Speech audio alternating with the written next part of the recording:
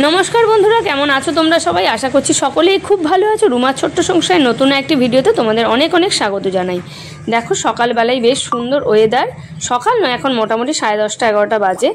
আর আজকের এই দিনে ভাবছি নতুন একটা জিনিস বানাই, চলো তোমাদের সাথে শেয়ার করি। এরকম সুন্দর একটা রেসিপি সবজি না থাকলেও তোমরা বানাতে পারবে। তো আজকে বানাবো, দেখেছো কত কিছু কেটে নিয়েছি, সব কিছু কেটে রেডি করে নিয়েছি। ডিম সেদ্ধ, তারপরে ক্যাপসিকাম, পেঁয়াজ, টমেটো, আদা রসুন কুচি আর লঙ্কা কুচি সব কিছু গুছিয়ে নিয়েছি, রেডি করে নিয়েছি। আর এদিকে আছে গাজর আর ক্যাপসিকাম। তো ভাত বসিয়ে দিয়েছি, আজকে বানাবো রাইস, তার সাথে বানাবো নতুন একটা জিনিস। তো সবার প্রথমে কর্নফ্লাওয়ার নিয়েছি, তাতে দিচ্ছি গোলমরিচ গুঁড়ো আর দেব পরিমাণ মতো লবণ,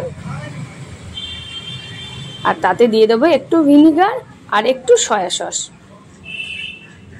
তো সব কিছু প্রথমে আমি মিশিয়ে নেব, তারপরে এতে দিয়ে দেবো একটু টমেটো সস। টমেটো সসটা যে কোনো কিছু পকোড়া টাইপের জিনিসের সাথে দিলে বেশ ভালো লাগে। তো চলো সব কিছু দেওয়া হয়ে গেছে কর্নফ্লাওয়ারে, এবার একটু জল দিয়ে এটা ম্যারিনেট করে নিই। তো অল্প অল্প জল দিয়ে আমি ব্যাটারটাকে তৈরি করে নিয়েছি। এবার বসিয়ে দিয়েছি একটা কড়া, তেল গরম করে নিয়েছি।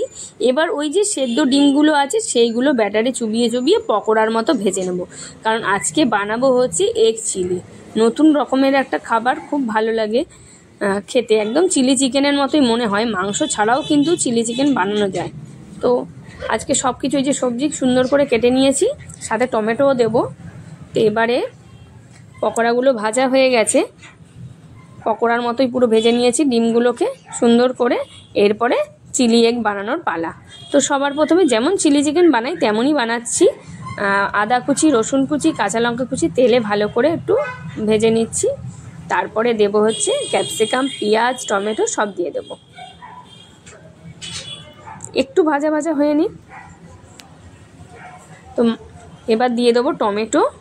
আজকে আমি অল্পই টমেটো দিয়েছি, কারণ ক্যাচআপ করবে টমেটো, সেই জন্য দিয়ে দিলাম পেঁয়াজ, ক্যাপসিকাম। এইগুলো দিয়ে এবার একটু ভালো করে ভেজে নেব।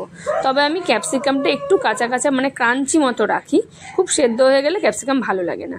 এবার দিয়ে দিলাম পরিমাণ মতো লবণ, গোলমরিচ গুঁড়ো, একটু ভিনিগার দেব, আর দেব একটু সয়া সস। তো অল্প করে সয়া সস দিয়ে দিয়েছি। সয়া সস দিয়ে ভালো করে মিশিয়ে নিয়েছি। এবার দেবার পালা হচ্ছে টমেটো সস। তো টমেটো সসটা দিয়ে দিলাম, বেশ অনেকটাই টমেটো সস দিয়েছি। এরপরে ভালো করে মিশিয়ে নিয়ে আবার দেব রেড চিলি সস। আর রেড চিলি সসটা আমি একদম অল্প দিয়েছি, নাহলে ঝাল হয়ে যাবে, মাম্মাম খেতে পারবে না। তো অল্প অল্প করেই দিচ্ছি। এরপরে খাবারটাকে ব্যালেন্স করার জন্য টেস্টে দিয়ে দিলাম অল্প গুড়, কারণ আমি চিনি ব্যবহার করি না তরকারিতে, তাই জন্য গুড় দিয়ে দিয়েছি। তো ব্যাস, চিলি মানে এগ চিলি বানানোর জন্য সমস্ত রকম মশলা দেওয়া হয়ে গেছে। এরপর দিয়ে দেবো অল্প করে গরম জল। আমি জলটা আগে ফুটিয়ে নিয়েছি, তারপরে দিয়েছি। তো এটা একটু ফুটে গেলেই তারপরে কিন্তু পকোড়াগুলো আমি দিয়ে দেবো। তো 5-6 মিনিট ফোটার পরে এবার দিয়ে দেবো এগের পকোড়াগুলো। আর পকোড়াগুলো দেখতেও কিন্তু খুব সুন্দর হয়েছে। তো এগ পকোড়াগুলো দিয়ে এবারও আমি 5-6 মিনিট আবার ফুটিয়ে নেব। তো 5-6 মিনিট ফোটার পরে এবার দিয়ে দেবো অল্প কর্নফ্লাওয়ার মানে গোলা জল। এটা দিয়ে দিলে বেশ একটু গাঢ় গাঢ় হয়ে যাবে, আর দেখতেও বেশ ভালো লাগবে। তো নাও আমাদের তৈরি এগ চিলি। আর এইরকম এগ চিলি কিন্তু রবিবারেও খাওয়া যায়। তা আমি প্রায় বানাই, খুব ভালো লাগে। মাংস ছাড়াও কিন্তু এরকম একটা রেসিপি দুর্দান্ত বানানো যায়, সেটা কিন্তু মানে খেলেই তোমরা বুঝতে পারবে। তোমরাও কিন্তু বাড়িতে বানিয়ে নিও এরকম একটা রেসিপি। আর চিকেন যে সব সময় লাগবে তার কোনো কথাই নেই, চিকেন ছাড়াও কিন্তু অনেক রকমের রেসিপি আমরা বানাতে পারি। তো এগ চিলি বানানোর পরে এবার একটু রাইস বানাবো। রাইসটাও আমি প্রায়ই বানাই, কারণ মাম্মাম খেতে ভালোবাসে। তা আজকে এখানে গাজর ডিম কড়াই ছিল না, তাই ক্যাপসিকাম দিয়েছি আর কাজু কিশমিশ দিয়ে। আর ভাতটা রেডি করাই ছিল, একেবারে ভাতের মধ্যেই ওই পাশে গামলিতে ভাতটা ছিল তাতেই তুলে দিচ্ছি, একেবারে ওখানেই ভালো করে মিশিয়ে নেব। তো এই যে রাইসটাও হয়ে গেছে, দুপুরে খাবার পালা। মাঝে মাঝে কিন্তু এরকম রাইসটা খেতেও বেশ ভালো লাগে আর সুন্দর দেখতেও হয়, যদিও আমি কম ঘিয়ে বানানোর চেষ্টা করি।